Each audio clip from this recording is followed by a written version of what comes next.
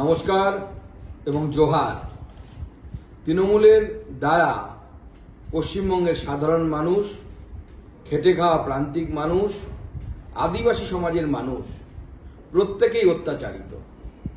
সে সাংসদ হোক একজন আদিবাসী, অথবা তৃণমূলের নিজের দলের একজন মহিলা প্রধান, আদিবাসী প্রধান, অথবা ভারতবর্ষের 1 নম্বর নাগরিক তথা মাননীয় রাষ্ট্রপতি হোক না কেন, প্রত্যেকেই তৃণমূল কংগ্রেসের সন্ত্রাসের শিকার।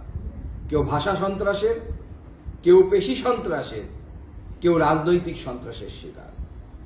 মানুষ, বিশেষ করে আদিবাসী সমাজের মানুষ, খেটে খাওয়া প্রান্তিক মানুষ, বাংলার মানুষ এই অত্যাচার থেকে মুক্তি চাইছে।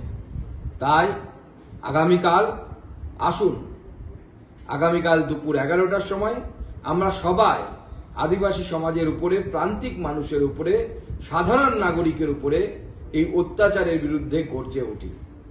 আগামীকাল সকাল 11টায় আমরা সকলে একত্রিত হই। আমিও থাকবো, আপনারাও আসুন। নমস্কার, জোহার।